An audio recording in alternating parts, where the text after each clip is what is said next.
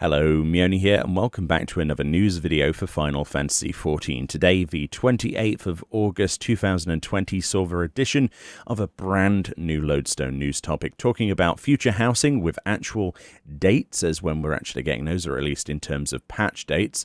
We don't have dates for that actual patch yet, and also talking about the Skybuilder script, ranking titles and achievements that are coming to the game very shortly. So first of all, Yoshi P introduces this whole thing, talking about how they discussed about that. Essentially, it says, our community teams in each region are kept busy collecting comments from official forums, social media, and other websites from across the world in an effort to gauge player preference from a global perspective. These preferences generally fell to one of three categories: those who wish to keep the titles unchanged, those who wish for different titles, and those who are happy to let the development team decide. Much of this feedback was supported with clear and well-considered reasoning, which greatly expedited our decision-making progress. So once again, please allow me to thank everyone for their thoughtful responses. This is in regard to the idea of keeping the titles either the same, giving people new titles for these, obviously these ranked places of Skybuilder rankings, or, basically what to do. It was quite interesting to see the community involvement, and obviously we shared our interest and opinions on this in a previous video, and obviously everyone around the world has made their voices known on the forums. Hopefully, if you haven't, then obviously you want to start doing that, because they do listen to people directly on those places. They even look at Reddit, believe it or not.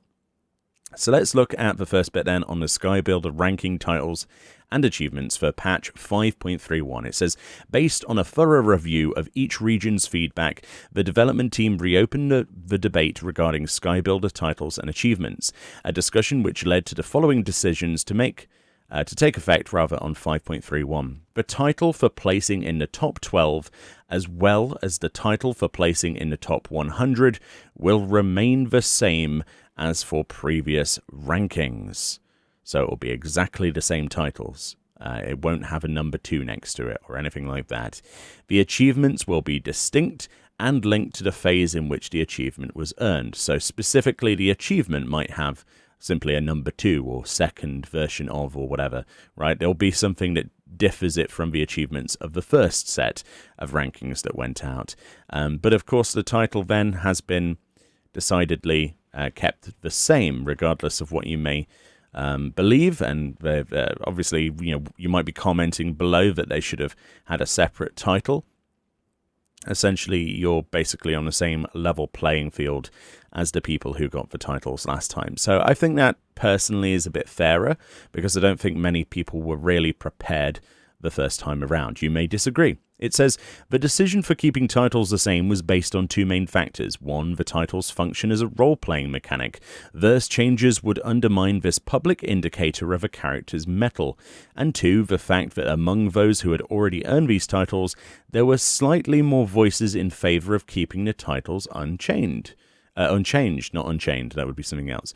Achievements, on the other hand, are individual accomplishments which serve as a record of a character's adventuring feats, such as how many times a character has placed well in the rankings. Presumably they mean PvP there. As such, it was decided that the Skybuilder ranking achievements would be defined as Phase 2 and Phase 3, depending on when said achievements were earned. It is understandable that having separate achievements may leave some players feeling compelled to earn them each time, but as previously explained, the titles themselves will be exactly the same, and we wish to provide those who enjoy completing such achievements multiple times a method by which they can keep track of their efforts. They say, as mentioned above, we approach this issue from various perspectives after considering feedback from across the globe, and hope the decisions we reach will satisfy the majority of players. They then finalize it by saying patch 5.31, which features the next phase of the Ishgard restoration and Skybuilder rankings, is scheduled then for the release of Tuesday, September the 8th. So we do actually have a date. I didn't think there was one, but apparently there is. So Tuesday, September the 8th is when the rankings begin. So if you're all primed, ready for patch 5.31 and you want to get one of those titles, get prepared, because that's when it's going to happen. So the other half of this then is all about additional housing plots.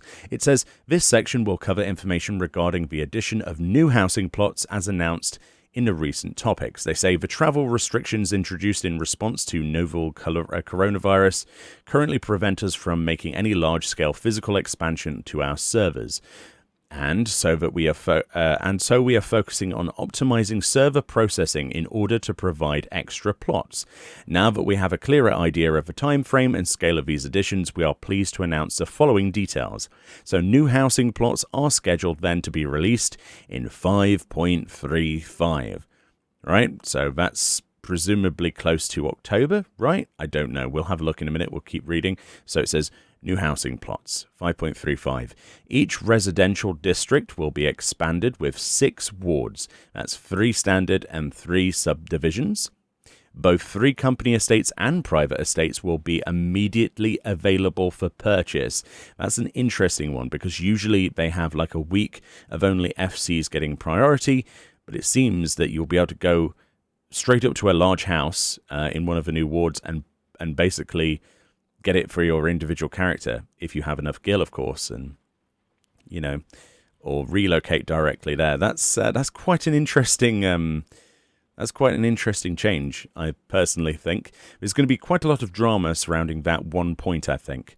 Let me know what you think about that in the comment section. Obviously, some people will be like, "Well, why would you need a large blah blah blah blah because of FC people, why don't they get priority?" It is an interesting decision. It's not one they usually make before, but I'm sure we'll understand in a second when they tell us. It says the additions outlined above effectively mean that there will be 24 new wards in total, 4 residential districts and 6 new wards. Previously, when new plots have been added, the purchase of free company housing was given priority over private estates. This time, however, either type of estate will be immediately available for purchase without restriction. This decision was based on the relatively small number of new housing plots being added, and the fact that there is an equally high demand for both free companies and private estates at this time. In order to provide potential landowners the chance to save up the requisite amount of gil, we wanted to share this news as early as possible. Please be aware, however, that the timing of these additions and other related details may be subject to slight changes as development progresses. And there we go. Interesting. It finalizes with, those are the 2 main topics I wanted to cover today, he says. But as a happy aside, I'd like to mention that as the 27th of August 2020, FF14 has reached a milestone of 7 years of official service since rebirth, and of course we just had the Rising event in-game. They say, this was only made possible through the enduring support of you, our players, our warriors of light. You have my heartfelt gratitude, and I hope to enjoy this journey alongside you for many years to come. The world of 14 is still yet to expand, and I plan to continue working tirelessly with our development and management teams to see it thrive and grow. As always, I'll see you in the next Producer from a Live letter, and we don't get a date for that anytime, of course, but of course we do have some dates from this. So just to refresh that, we are getting Fat Patch 5.31 on Tuesday, September the 8th. That will have the Skybuilder ranking stuff opened up again.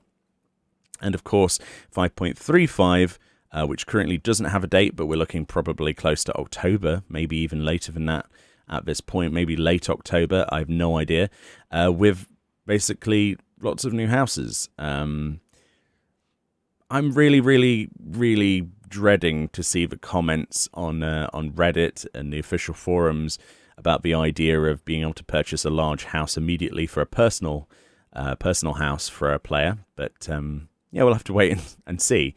I'm more inclined to believe that FCs personally, in my opinion, should get priority a little bit. But if this is the decision they're going, then that's the decision they're going, and there's obvious reasons for that.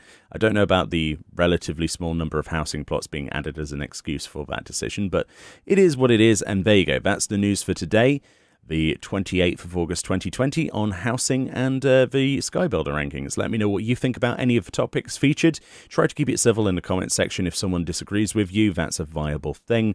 Don't shout them into oblivion. Try to constructively analyze and respond. That's how we do things around here. Thank you kindly for watching. Enjoy the rest of your night, and I'll see you all next time.